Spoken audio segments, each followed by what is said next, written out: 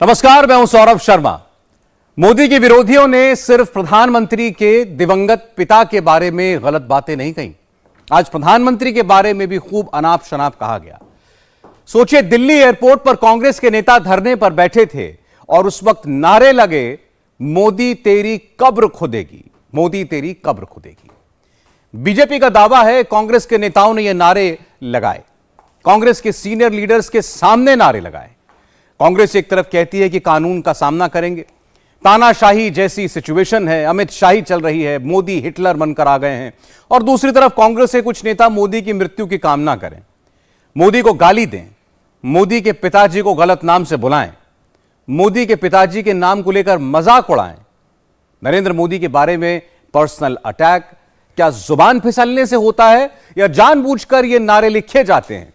मोदी पर निजी हमला करना है, ये बातें कौन सिखाता है? मोदी विरोधियों की ये नई सीक्रेट कोचिंग क्लास कहां चलती है? आज इसी पर करने जा रहे हैं हम बड़ा खुलासा। हिटलर शाही, तानाशाही, इमरजेंसी, फासिस्ट मोदी, डर गया तानाशाह, डरपोक मोदी, डरपोक आदमी, एक मोदी लोकतंत्र पर भारी, मोदी लोकतंत्र विरोधी। मोदी विरोधियों की डिक्शनरी से आज ये सारे शब्द निकले। एक साथ चेन रिएक्शन हुआ, मोदी के पीछे पूरा का पूरा इकोसिस्टम पड़ गया। इमरजेंसी टॉप ट्रेंड, हिंदी में, अंग्रेजी में Pavan Khera trend, Assam police trend, Gautam Das Modi वाली स्क्रिप्ट, एक बार नहीं, दो बार नहीं, बार बार वही टेक्स्ट रिपीट। 24 के लिए ये एक नया गेम शुरू हुआ है। मोदी ही नहीं, मोदी के परिवार को टारगेट किया गया है। चट से कैमरा ऑन होता है, पट से कोरियोग्राफी शुरू हो जाती है। 24 वाली फिल्म की पूरी स्क्रिप्ट लिखी जा चुकी है। कुछ अचानक नहीं हुआ, सब स्क्रिप्टेड है। कांग्रेस नेता पवन खेड़ा को एयरपोर्ट पर रोका जाता है, प्लेन से उतारा जाता है और कांग्रेस की पूरी लीडरशिप एयरपोर्ट पर ही धरने पर बैठ जाती है। मोबाइल से वीडियो बनाती है, नारे लगाती है। नहीं चलेगी, नहीं चलेगी, आप देख रहे हैं कि कैसे इस बस में पवन खेड़ा जी को और रणदीप सिंह सुरजेवाला जी उनके साथ जा रहे हैं। इन लोगों को असम की पुलिस लेकर जा रही है। ये तानाशाही नहीं तो और क्या है? नेहरू का सरनेम क्यों नहीं यूज करते, जैसी ओछी बात भारतीय संस्कृति के खिलाफ आप बोलते हैं, और हमारे नेताओं को यहाँ से अरेस्ट करके ले जा रहे हैं। एक स्लिप ऑफ टंग हुआ, उन्होंने अपने आप को करेक्ट किया। आपने तो पूरे होशो हवास में इतनी भद्दी और गंदी बातें कही हैं कि आप मुंह छिपाने लायक नहीं। सड़क से लेकर सोशल मीडिया तक फुल पब्लिसिटी, मोदी विरोधी पॉलिटिकल स्टंट। नैरेटिव ही ये दिया गया है कि 24 के बाद देश में सब खत्म हो जाएगा। मोदी ने लोकतंत्र खत्म कर दिया, देश में हिटलर शाही आ गई। ऐसे ऐसे टेक्स्ट चिपकाए जाते हैं। प्रधानमंत्री के दुश्मनों को दिक्कत नरेंद्र मोदी के नाम से है, लेकिन मोदी को टारगेट करने के लिए हमला किया गया दामोदर दास मोदी को, यानी प्रधानमंत्री के दिवंगत पिता को। नरेंद्र गौतम दास, सॉरी दामोदर दास मोदी को क्या प्रॉब्लम? गौतम दास है, दामोदर दास, सॉरी, भले दामोदर दास है, काम गौतम दास का करते हैं। यानी विरोधी मोदी पर तो पॉलिटिकल अटैक कर सकते हैं, उन्हें इसकी पूरी छूट है, लेकिन वो नरेंद्र मोदी के दिवंगत पिता का मजाक उड़ाकर प्रधानमंत्री पर पर्सनल अटैक कैसे कर सकते हैं? दुश्मनी मोदी से हो सकती है, दामोदर दास मोदी से कैसी दुश्मनी? नाम भले दामोदर दास है, काम गौतम दास का करते हैं। बात समझने वाली है, क्योंकि ये विरोधियों का एक डेलिबरेट अटेम्प्ट है, इंटेंशनल अटेम्प्ट है। विरोधी लोकतांत्रिक तरीके से चुने गए प्रधानमंत्री को टारगेट करने के लिए आज से नहीं, सालों से उनके परिवार पर आपत्तिजनक टिप्पणी करते आए हैं और इस बार भी वही हुआ है। मेरी मां को गाली देने से कुछ मेल नहीं बैठा, आज मेरे पिताजी को घसीट के ले आए। मेरे पिताजी जो 30 साल पहले ये दुनिया छोड़ करके चले गए, मेरे परिवार का 100 पीढ़ी में भी किसी का राजनीति से संबंध नहीं है। छोटा सा गांव, गरीब परिवार जैसे होते हैं वैसी जिंदगी गुजारने वाले हम लोग। क्या कारण है कि आज मेरे पिताजी को भी घसीट के ले आए, जो 30 साल पहले दुनिया छोड़ के चले गए हैं। और कांग्रेस के नामदार कहते हैं कि मोदी जी भी तो मेरे परिवार के लिए बोलते हैं। अरे नामदार, हम आपके परिवार के किसी भी व्यक्ति के लिए नहीं बोलते हैं। हम देश के भूतपूर्व प्रधानमंत्रियों के लिए बोल रहे हैं। हम देश की भूतपूर्व कांग्रेस के नेताओं के खिलाफ बोल रहे हैं। मेरे परिवार का कोई भी व्यक्ति अगर राजनीति में है, सार्वजनिक जीवन में है, तो श्रीमान नामदार, आपको भी हक है मेरे परिवार के बाल नोच लेने का, अगर वो राजनीति में है तो। अगर वे सत्ता के गलियारों में है तो। बात छोटी सी है, विरोधी देश के पीएम को लेकर हल्की बातें कहीं उनका मजाक हुआ। उनका नाम बदल दें, उनके नाम के आगे किसी और का नाम फिट कर दें और बाद में कहें कि कंफ्यूजन हो गया, स्लिप ऑफ टंग हो गया, माफी मांग ली, दोबारा नहीं होगा। क्या पवन खेड़ा के केस में वाकई ऐसा ही है या कुछ और?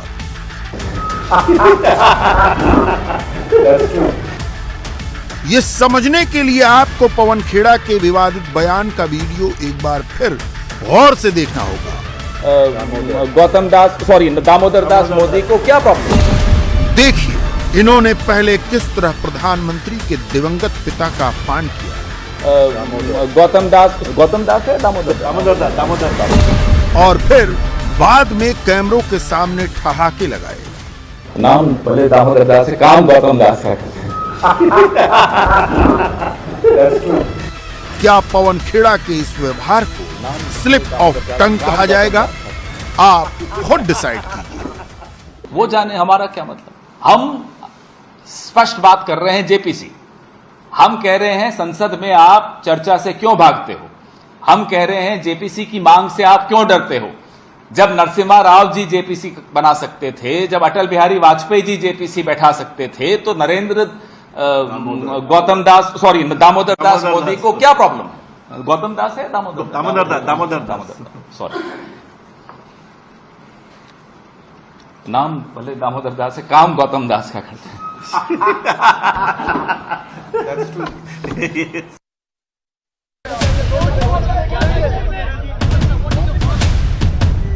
मोदी के विरोधियों का एक पैटर्न है। पहले मोदी के दिवंगत पिता पर आपत्तिजनक टिप्पणी करो, फिर ठहाके लगाओ, एक्शन हो तो सॉरी बोलकर निकल जाओ, और इस दौरान जैसे ही कैमरा नजर आए, मोदी तेरी कब्र खुदेगी का नारा लगाओ। मोदी से नफरत करने वाली ये पूरी फिल्म भी आज कैमरे पर रिकॉर्ड हो गई।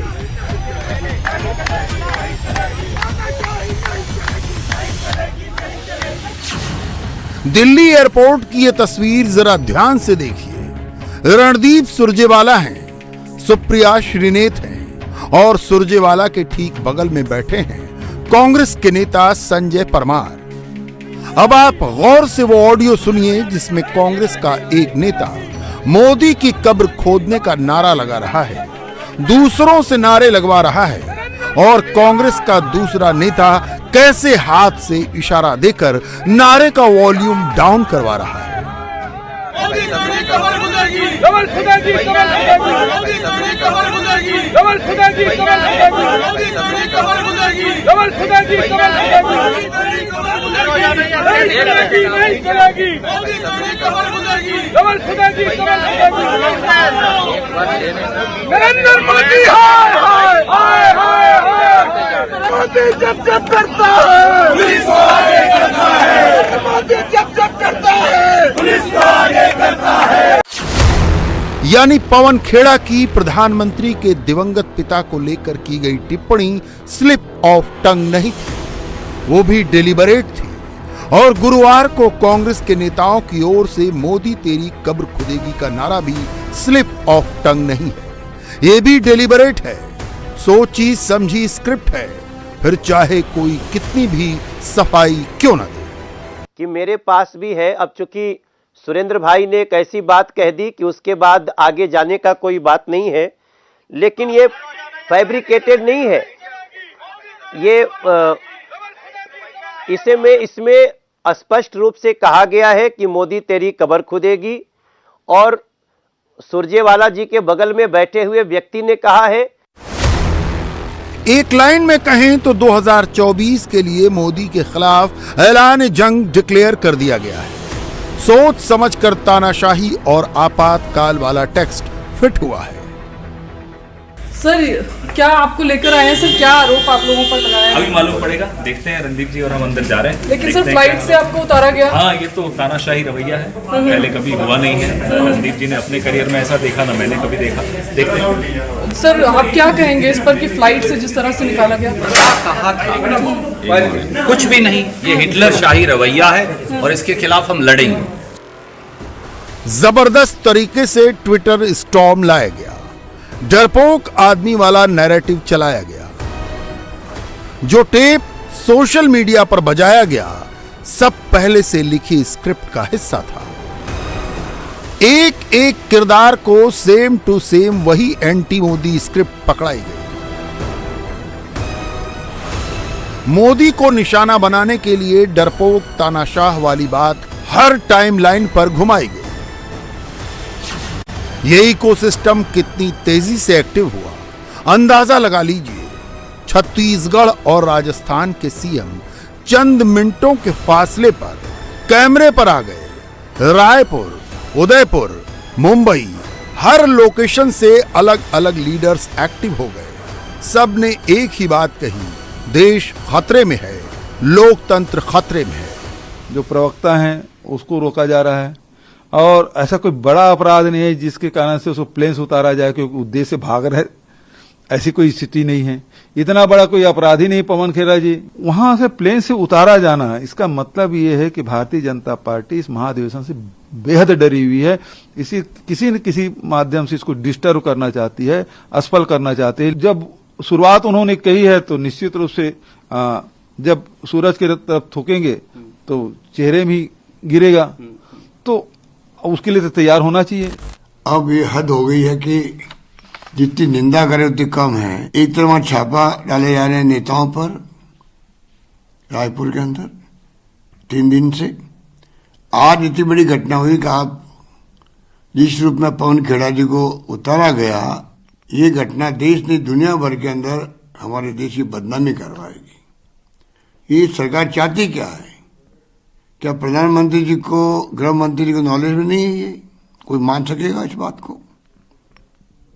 क्या उनके बगैर नॉलेज के इस प्रकार को हिम्मत कर सकता है? बहुत दुर्भाग्यपूर्ण स्थिति बनती जा रही है देश के अंदर। इसलिए बार बार कहते हैं कि लोकतंत्र को खतरा हो रहा है, संविधान की धज्जियां उड़ रही है, तो बहुत दुर्भाग्यपूर्ण स्थिति बनती जा रही है। मुझे बहुत चिंता लगी हुई है कि ये किस रूप में देश की दिशा में जाएगा, किसी को नहीं मालूम है। आज इमरजेंसी के बुरे हालात हैं, क्या क्या हो रहा है देश के अंदर, बहुत चिंताजनक बात है। लेफ्ट, राइट और सेंटर, हर किसी के टारगेट पर मोदी आ गए।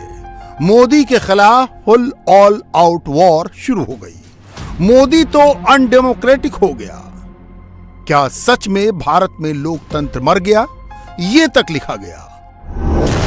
और अगर आप ये सोच रहे हैं कि मोदी विरोधियों का ये सिर्फ एक दिन का तमाशा है, तो नहीं। ये नैरेटिव 24 घंटे नहीं, ये तो अब अगले 14 महीनों तक चलेगा। सरकार को ये लगता है कि सरकार के खिलाफ कोई बात है या उनके सरकार से जुड़े हुए लोगों के खिलाफ, तो ये मुकदमे दर्ज करते हैं। और ये कांग्रेस पार्टी के बड़े नेता के साथ किया है, ये निंदनीय है, दुखद है। इस तरह की कार्रवाई और तब जब आप एयरपोर्ट हवाई जहाज में बैठने जा रहे हो, ये बीजेपी की कोई नई स्ट्रेटजी नहीं है। जो दिल्ली में हुआ है, हवाई जहाज में कांग्रेस के प्रवक्ता बैठ गए, उतार दिया, कोई नई चीज़ नहीं है। भारतीय जनता पार्टी के बारे में यही कहा जाता है, वो कानून नहीं मानते हैं, संविधान नहीं मानते हैं, दूसरे के बारे में कुछ भी कह सकते हैं। तो ये बीजेपी का काम करने का तरीका है। उन्हें लोकतंत्र पर, कानून पर किसी पर भरोसा नहीं है। नोट करने वाली बात यह है कि मोदी के खिलाफ लोकतंत्र खतरे में है। भारत में तानाशाही है, हिटलर शाही है। ये लैंग्वेज कांग्रेस की है। सेम टू सेम वही लैंग्वेज उद्धव ठाकरे गुट की है, दीदी की पार्टी के नेताओं की भी है। लगता है मुझे असम की पुलिस उनके पीछे पीछे भाग रही थी, कब वो एयरपोर्ट जाते और कब हम एयरपोर्ट से उठाकर उसको लेके जाएंगे तो बड़ी न्यूज़ बन जाएगी। तो ये बड़ी न्यूज़ बनाने के चक्कर में पवन खेरा जी को अरेस्ट किया। देखिए महाराष्ट्र में क्या चल रहा है, महाराष्ट्र में क्या चल रहा है, यही चल रहा है ना, और भी राज्यों में ये चल रहा है। यही तो इमरजेंसी है, उसकी नई बात क्या है। आवाज़ तो सिर्फ आवाज़ नहीं, गला ही दबा रहे हैं पूरा। मैंने बोला यही इमरजेंसी होती है। ये कोई नया बात बीजेपी सरकार के लिए थोड़ी है। ये सरकार जो चल रहा है, बीजेपी का सरकार, और बीजेपी का जो मुख्य प्रधानमंत्री है और जो लीडर है, वो सच को सह नहीं सकता है। जो कोई उसका खिलाफ बोलेगा, जो कोई उसका चेहरे से पर्दा उतार देगा, ये उसका पीछे पड़ जाता है नकुन दांत निकाल के। ये सबूत करता है ये शहराचारी, शिक्षाचारी, ये फैसिस्ट सरकार चल रहा है। ये मोदी जी, अमित शाह जी का राज में, ये फैसिस्ट सरकार का राज में, ये लोग अपोजिशन का कुछ भी बात सुनने के लिए तैयार नहीं है। और कोई भी अगर इसका चेहरा से पर्दा उतार देगा तो इसका पीछे ये पड़ जाएगा। ये दोबारा सबूत हो गया। इंटरेस्टिंग बात यह है कि 24 घंटे पहले टीएमसी के जिस अभिषेक बनर्जी ने राहुल के खिलाफ मोर्चा खोल रखा था, अब उन्हीं की पार्टी के नेता पवन खेड़ा के फेवर में बोल रहे हैं। सब एक जैसी भाषा ही बोल रहे हैं। हर किसी की टाइमलाइन पर तानाशाही वाले टेक्स्ट दिख रहे हैं। यानी सारे विरोधी पर्दे के पीछे भले ही आपस में लड़ते रहें, लेकिन नरेंद्र मोदी को नुकसान पहुंचाने का मौका मिलते ही सबकी लाइन लेंथ एक हो जाती है। सारे एक साथ हमला करते हैं और 24 तक यही पैटर्न चलेगा। मुझे बहुत खुशी हुई कि सुप्रीम कोर्ट ने उनको जमानत दी और एक तमाचा उनके ऊपर गिरा। ऐसे इंसिडेंट जो हुजूर जनता को भड़काने का काम ये जो बीजेपी सरकार कर रही है, इसका मैं खंडन करता हूं और ऐसी चीजें डेमोक्रेसी में नहीं होना चाहिए। ये सबूत है कि हमारे देश में मोदी सरकार के प्रयत्नों के बावजूद न्यायपालिका हमारे लोकतंत्र के लिए अभी भी एक ज्योति बनी हुई है। टाइगर जिंदा है, सुप्रीम कोर्ट जिंदा है, आज भी हमें देखने को मिला।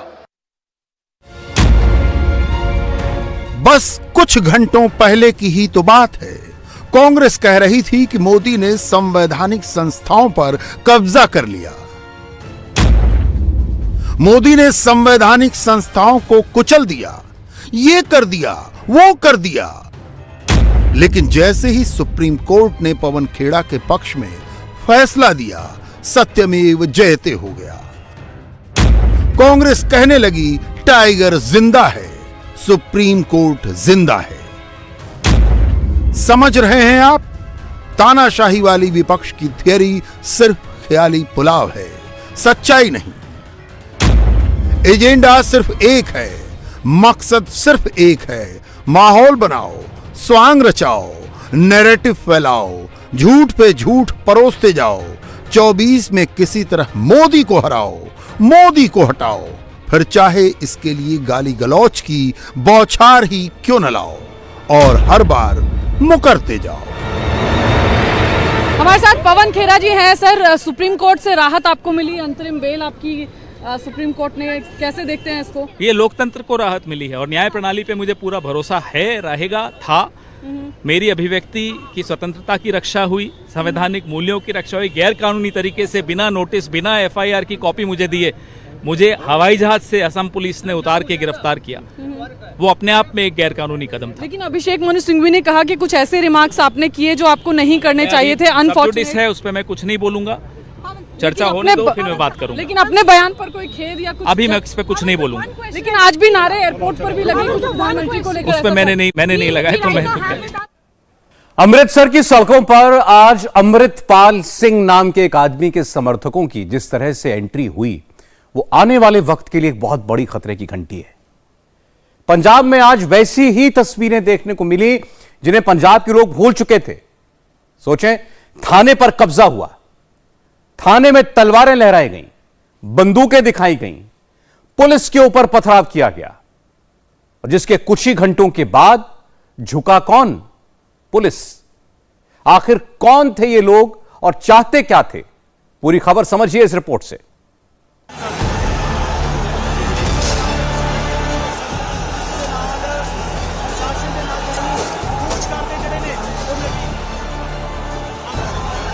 हाथों में तलवारें, लाठी डंडे, बंदूकें, हाथापाई, हंगामा,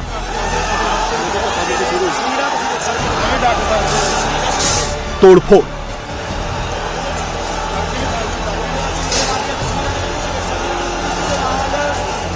अमृतसर के अजनाला थाने पर आज पंजाब पुलिस बेबस थी और एक खालिस्तान समर्थक संगठन की गुंडागर्दी खुलेआम चल रही थी। हजारों की संख्या में यह भारी भीड़ थाने के बाहर जमा थी।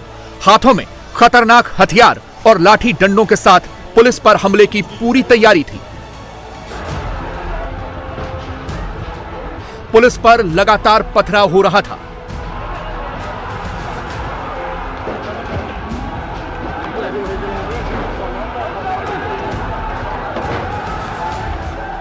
थाने के अंदर पुलिस बेबस थी। देखिए कैसे पुलिस बचने के लिए रास्ते खोज रही है।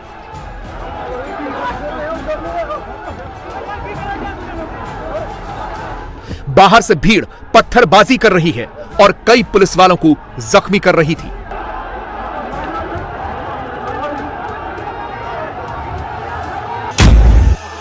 तभी अचानक से भीड़ उग्र हो गई और पुलिस की बैरिकेडिंग को तोड़ती हुई थाने में दाखिल हो गई।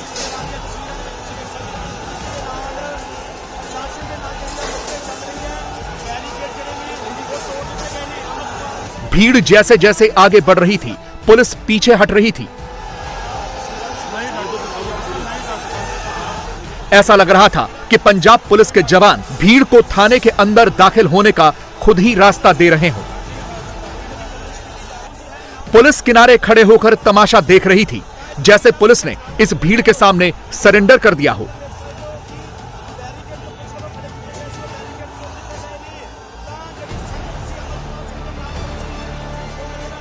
भीड़ के साथ एक वाहन भी था जिसमें यह भीड़ गुरु ग्रंथ साहब लेकर आई थी।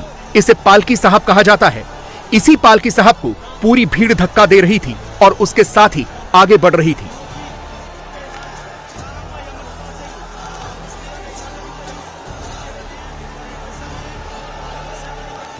थोड़ी ही देर में पूरे थाने पर भीड़ का कब्जा हो गया था। थाने के अंदर जमीन पर यह भीड़ बैठी थी। पुलिस कहीं नजर नहीं आ रही थी, सिर्फ भीड़ ही भीड़ थी। अमृतसर के अजनाला थाने पर आज यह हमला खालिस्तान समर्थक संगठन वारिस पंजाब दे के अध्यक्ष अमृतपाल सिंह की कॉल पर हुआ, जो थाने से अपने करीबी लवप्रीत तूफान सिंह को छुड़वाने आए थे। अमृतपाल ने ही समर्थकों से गुरुवार सुबह 11 बजे अजनाला थाने पहुंचने के लिए कहा था। इसके बाद यहां भीड़ इकट्ठा हो गई। माहौल की गंभीरता को भांपते हुए पुलिस भी एक्टिव हो गई और अमृतपाल के पहुंचने से पहले ही उसके समर्थकों को उठाना शुरू कर दिया, जिससे माहौल और ज्यादा गर्मा गया। ਅਸੀਂ ਇੱਥੇ ਬੈਠਣਾ, ਜੇ ਪਰਚਾ ਰੱਦ ਕਰਦੇ ਠੀਕ ਆ, ਨਹੀਂ ਤਾਂ ਥਾਣੇ 'ਚ ਬੈਠਾ। ਇਹਨਾਂ ਨੇ ਸਾਰਾ ਪੰਜਾਬ ਜਾਮ ਕਰਕੇ ਸੰਗਤਾਂ ਰਾਹ 'ਚ ਰੋਕੀਆਂ। ਜੇ ਨਹੀਂ ਛੱਡਦੇ ਸੰਗਤਾਂ ਇੱਥੋਂ ਜਾਣ ਦਾ ਕੋਈ ਸਵਾਲ ਨਹੀਂ। ਇਹ ਕਹਿ ਰਹੇ ਨੇ ਭਾਈ ਸਾਹਿਬ ਮਾਹੌਲ ਖਰਾਬ ਕਰ ਰਹੇ ਨੇ। ਇਹ ਮਾਹੌਲ ਇਹ ਖਰਾਬ ਕਰ ਰਹੇ ਨੇ। ਅਸੀਂ ਸ਼ਾਂਤਮਈ ਸੀ, ਅੱਜ ਤੱਕ ਕੋਈ ਸ਼ਾਂਤਮਈ ਤੋਂ ਬਾਹਰ ਹੋਏ ਆ। ਇਹਨਾਂ ਨੇ ਝੂਠੇ ਪਰਚੇ ਪਾਏ, ਮਾਹੌਲ ਫੇਰ ਖਰਾਬ ਹੋਇਆ। 5 ਦਿਨ ਹੋ ਗਏ ਆ, ਇਹਨਾਂ ਨੂੰ ਬੇਨਤੀ ਕਰ ਰਹੇ ਆ ਵੀ ਝੂਠਾ ਪਰਚਾ ਕੈਂਸਲ ਕਰੋ। ਇੱਕ ਵੀ ਸਬੂਤ, ਇੱਕ ਵੀ ਹਾਰਡ ਐਵੀਡੈਂਸ ਇਹਨਾਂ ਦੇ ਕੋਲ ਨਹੀਂ ਮੇਰੇ ਖਿਲਾਫ। ਕਿਸੇ ਦੇ ਬਿਆਨਾਂ ਦੇ ਆधार ਤੇ ਝੂਠਾ पर्चा दर्ज किया। अमृतसर के अजनाला पुलिस थाने में अमृतपाल, उसके साथी तूफान सिंह समेत कुल 30 लोगों के खिलाफ मामला दर्ज है।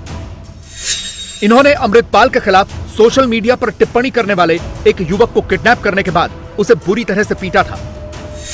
पीड़ित बरिंदर सिंह को यह कहकर पीटा गया कि वो सोशल मीडिया लाइव में अमृतपाल पर गंभीर आरोप लगा रहा था।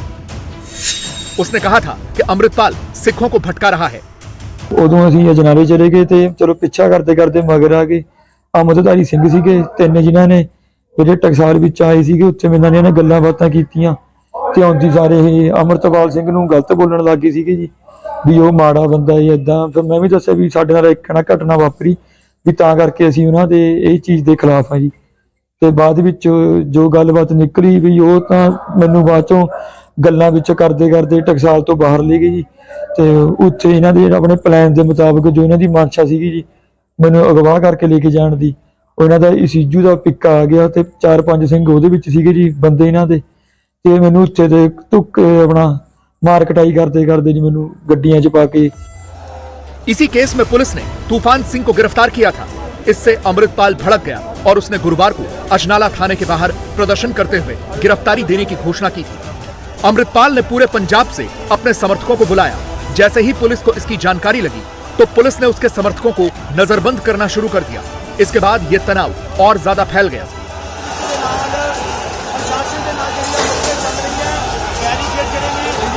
अमृतपाल के इस शक्ति प्रदर्शन के सामने अमृतसर पुलिस झुक गई और वो आरोपी और अमृतपाल के साथी तूफान सिंह को छोड़ने के लिए तैयार हो गई। ਜਿਹੜੇ ਮੁੱਖ ਸੇਵਾਦਾਰ ਆ ਜੀ, ਇਹਨਾਂ ਨਾਲ ਬੈਠ ਕੇ ਸਾਡੀ ਮੀਟਿੰਗ ਹੋਈ ਹੈ ਜੀ। ਇਹਨਾਂ ਨੇ ਸਾਨੂੰ ਐਵੀਡੈਂਸ ਦਿੱਤੇ ਆ ਕਿ ਜਿਹੜਾ ਲਵਪ੍ਰੀਤ ਫੜਿਆ ਹੋਇਆ ਹੈ ਉਹ ਉੱਥੇ ਹੈ ਨਹੀਂ ਸੀਗਾ। ਸੋ ਅਸੀਂ ਉਹਨੂੰ ਕੱਲ ਡਿਸਚਾਰਜ ਕਰਾਵਾਂਗੇ। ਇਹਨਾਂ ਨੇ ਜੋ ਐਵੀਡੈਂਸ ਸਾਨੂੰ ਦਿੱਤੇ ਆ ਜੀ, ਉਹਦੇ ਆਧਾਰ ਤੇ ਉਹਨੂੰ ਕੱਲ ਅਸੀਂ ਡਿਸਚਾਰਜ ਕਰਾਵਾਂਗੇ।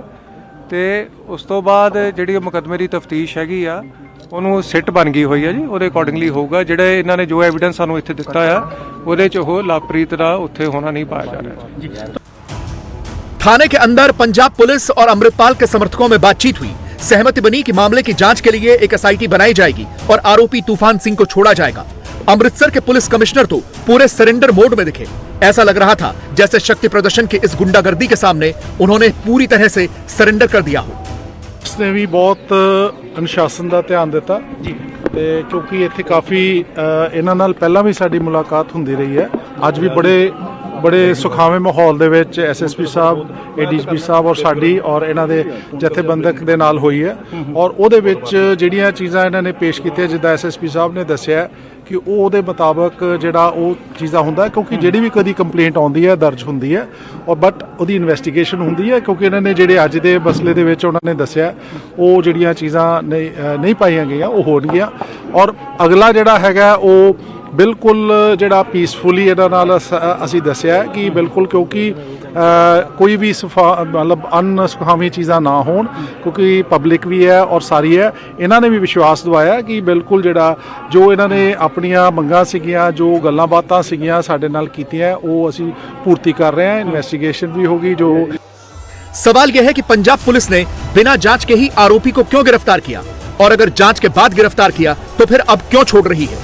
अगर ये भीड़ न होती या कानून व्यवस्था बिगड़ने का डर नहीं होता तो क्या तब भी पंजाब पुलिस ऐसे ही किसी आरोपी को छोड़ देती। SIT नहीं, परचे कैंसलेशन की गल हुई है। परचा कैंसल ते CP साहब साइन करनगे, वो सबमिट होਊਗਾ, ਸਿੰਘ ਸਾਡਾ ਬਾਹਰ ਆਊਗਾ। ਇਹ ਸਾਡੀ ਗੱਲ ਹੋਈ ਹੈ। ਉਹ ਕਹਿੰਦੇ ਕੱਲ ਤੱਕ ਜਿਹੜਾ ਤੁਹਾਡਾ ਸਿੰਘ ਹੈਗਾ ਉਹਨੂੰ ਅਸੀਂ ਅਸੀਂ ਕੱਲ ਤੱਕ ਹਾਂਜੀ ਇਸੇ ਹੀ ਏਰੀਆ 'ਚ ਅਸੀਂ ਹੋਵਾਂਗੇ। ਅਸੀਂ ਅੰਮ੍ਰਿਤ ਸੰਚਾਰ ਦੀ ਮੁਹਿੰਮ ਚਲਾਵਾਂਗੇ और कल तक साडा सिंह जिहड़ा बाहर आ जाऊगा। थाने दे अंदर रहोगे या हाँ जी इत्थे जिथे महाराज दा स्वरूप हो गया उत्थे ही रहूगा। ठीक है, ठीक है। थाने में पंजाब पुलिस को धमका रहा यह अमृतपाल सिंह है। अब जरा इसके बारे में भी जान लीजिए। यह वही अमृतपाल है जो गृह मंत्री अमित शाह को इंदिरा गांधी की तरह नतीजा भुगतने की धमकी दे चुका है, लेकिन अब वो अपनी ही कही बातों से मुकर रहा है। ਇਹ ਮੀਡੀਆ ਨੇ ਬਿਆਨ ਤੋੜ ਮਰੋੜ ਕੇ ਪੇਸ਼ ਕੀਤਾ ਹੈ। ਅਮਿਤ ਸ਼ਾਹ ਨੇ ਸਿੱਖਾਂ ਨੂੰ ਧਮਕੀ ਦਿੱਤੀ ਵੀ ਮੈਂ ਖਾਲਿਸਤਾਨ ਦੀ ਲਹਿਰ ਨੂੰ ਕੁਚਲ ਦਿਆਂਗਾ, ਅਸੀਂ ਉੱਠਣ ਨਹੀਂ ਦਿਆਂਗੇ। ਮੈਂ ਉੱਥੇ ਕਿਹਾ ਸੀ ਵੀ ਭਾਈ ਇਹ ਕੰਮ ਇੰਦਰਾ ਨੇ ਵੀ ਕੀਤਾ ਸੀ, ਜੇ ਤੁਸੀਂ ਕਰੋਗੇ ਤੇ ਨਤੀਜੇ ਭੁਗਤਣੇ ਪੈਣਗੇ। ਕੱਲੇ ਨਤੀਜੇ ਇੰਦਰਾ ਗਾਂਧੀ ਦਾ ਕਤਲ ਦੀ ਗੱਲ ਨਹੀਂ ਹੈ, ਉਸ ਮਸਲੇ 'ਚ ਕੱਲਾ ਕਤਲ ਨਹੀਂ, ਸਿੱਖਾਂ ਦਾ ਵੱਡਾ ਕਤਲੇਆਮ ਪਿਆ ਹੈ। 10 ਸਾਲ ਦਾ ਖੜਕੂਵਾਦ ਦਾ ਸੰਘਰਸ਼ ਪਿਆ ਹੈ, ਹਜ਼ਾਰਾਂ ਸਿੱਖ ਨੌਜਵਾਨਾਂ ਦੀ ਸ਼ਹੀਦੀ ਪਈ ਹੈ। ਇਸ ਗੱਲ ਤੇ ਇਹ ਕਹਿਣਾ ਵੀ ਅਮਿਤ ਸ਼ਾਹ ਨੂੰ ਧਮਕੀ ਦਿੱਤੀ ਹੈ, ਦੇਸ਼ ਦਾ ਗ੍ਰਹਿ ਮੰਤਰੀ ਹੈ, ਉਹ ਉੱਠ ਕੇ ਇਹ ਗੱਲ ਕਵੇ ਵੀ ਹਿੰਦੂ ਰਾਸ਼ਟਰ ਜਿਹੜੇ ਬਣਾਉਣ ਦੀ ਗੱਲ ਕਰਦੇ ਨੇ ਉਹਨਾਂ ਨੂੰ ਕੁਚਲ ਦੇਵਾਂਗੇ, ਤੇ ਫਿਰ ਮੈਂ ਵੇਖੂੰਗਾ ਵੀ ਉਹ ਦੇਸ਼ ਦਾ ਗ੍ਰਹਿ ਮੰਤਰੀ ਰਹਿ ਸਕਦਾ ਹੈ। ਸਿੱਖਾਂ ਦੇ ਖਿਲਾਫ ਜਿਹੜਾ ਦਿਲ ਕਰਦਾ ਹੈ ਉਹ ਉੱਠ ਕੇ ਬੋਲਦਾ ਹੈ। ਸੋ ਮੈਂ ਇਹ ਗੱਲ ਕਹਿਣਾ ਹੈ, ਸਿੱਖਾਂ ਦੇ ਖਿਲਾਫ ਨਾ ਬੋਲੋ, ਸਿੱਖਾਂ ਨੂੰ ਸਮੂਹਿਕ ਤੌਰ ਤੇ ਧਮਕੀਆਂ ਦੇਣੀਆਂ ਬੰਦ ਕਰੋ, ਚਾਹੇ ਉਹ ਕਿਸੇ ਵੀ ਅਹੁਦੇ ਤੇ ਬੈਠਾ ਹੋਵੇ।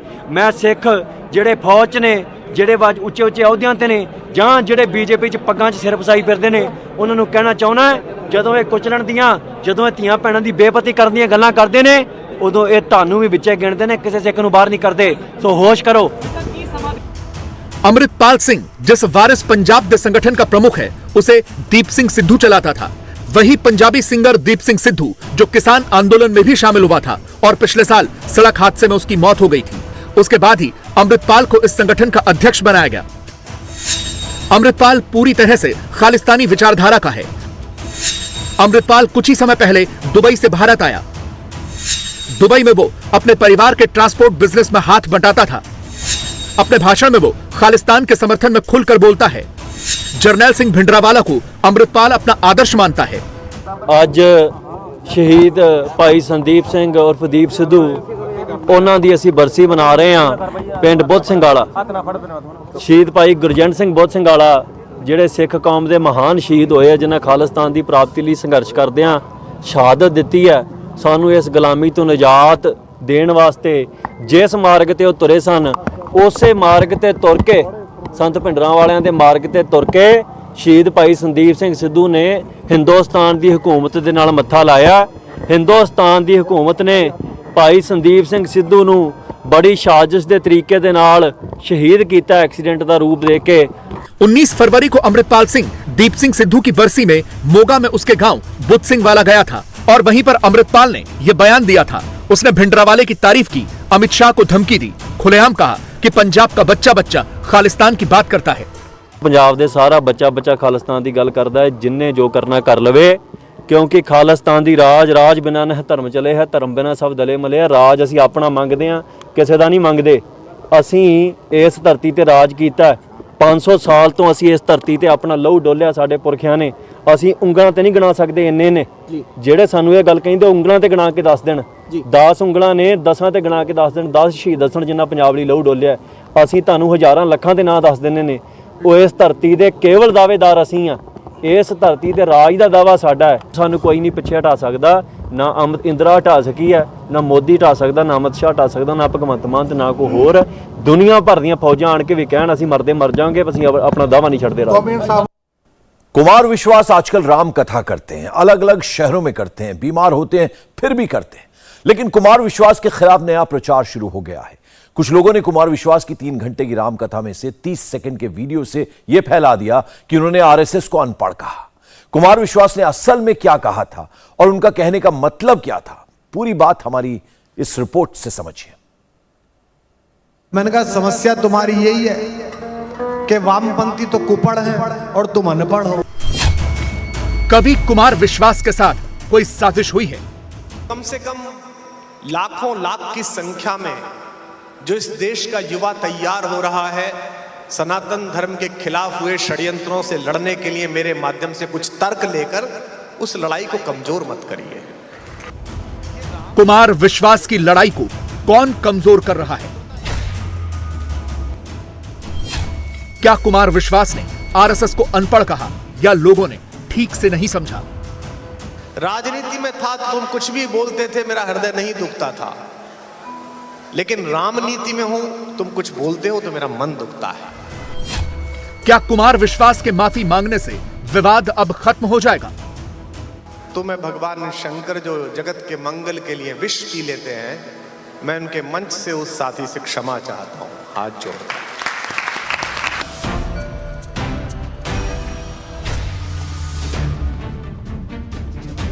उज्जैन की रामकथा में आरएसएस के जिक्र के दौरान अनपढ़ वाली टिप्पणी पर कवि और कथावाचक कुमार विश्वास ने जो सफाई दी है, उसके 5 प्रमुख बिंदु हैं।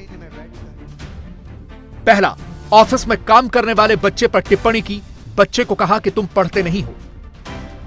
दूसरा, मेरे पिताजी राष्ट्रीय स्वयंसेवक संघ के बहुत पुराने कार्यकर्ता हैं। तीसरा, सनातन के खिलाफ षड्यंत्रों से लड़ने के लिए युवाओं को तैयार कर रहा हूं। चौथा, किसी के अपमान का मेरा उद्देश्य नहीं था।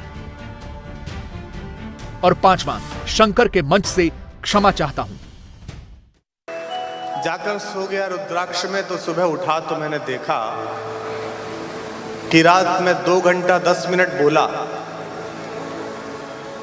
उसमें टैक्सेशन सिस्टम समझाते समय अपने कार्यालय में काम करते हुए एक बच्चे पर मैंने टिप्पणी की।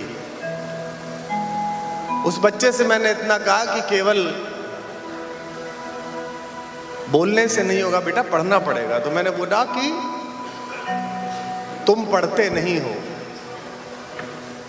उस बच्चे के लिए बोला। न जाने अनायास या सायास कुछ मित्रों को वो बात बुरी लगी।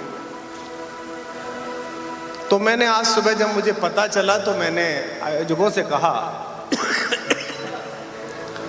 कि स्वास्थ्य भी ठीक नहीं है, अगर किसी को आपत्ति है तो नहीं बोलते हैं, कल से नहीं आएंगे, क्योंकि मेरा कोई उद्देश्य ऐसा तो है नहीं। लेकिन फिर दिल्ली से लेकर भोपाल तक सभी आदरणीय लोगों ने आदेश दिया कि आप जरूर जाइए और अपनी बात जरूर कहिए।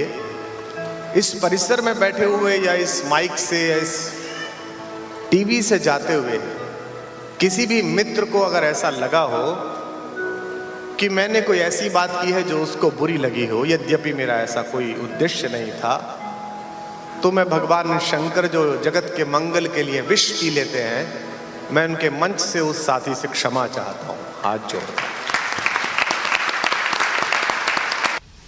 कुमार विश्वास की पूरी सफाई रामकथा, रामराज, सनातन, रामचरितमानस और राजनीतिक षड्यंत्र के आसपास घूमती है। तारीख थी 21 फरवरी और जगह थी उज्जैन। मध्य प्रदेश सरकार के संस्कृति विभाग के महाराज विक्रमादित्य शोधपीठ ने उज्जैन में रामकथा का आयोजन किया था। रामकथा वाचक थे कुमार विश्वास। रामकथा के दौरान उन्होंने टैक्सेशन यानी मौजूदा कर व्यवस्था का जिक्र किया और उसी दौरान एक प्रसंग में यह विवाद खड़ा हो गया।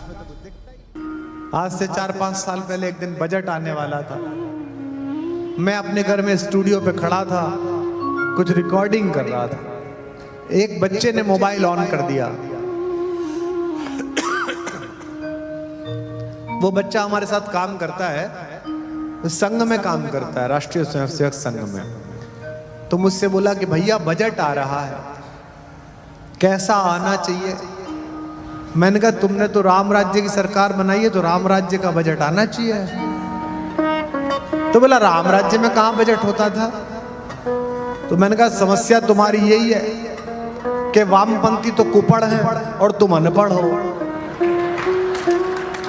इस देश में 2 ही लोगों का झगड़ा चल रहा है। एक वामपंथी है, वो कुपड़ है, उन्होंने पढ़ा सब है लेकिन गलत पढ़ा है। और एक ये वाले हैं, इन्होंने पढ़ा ही नहीं है। इंडिया टीवी हर वक्त हर जगह डाउनलोड करने के लिए सर्च करें India TV news Google play store या ऐप स्टोर पर।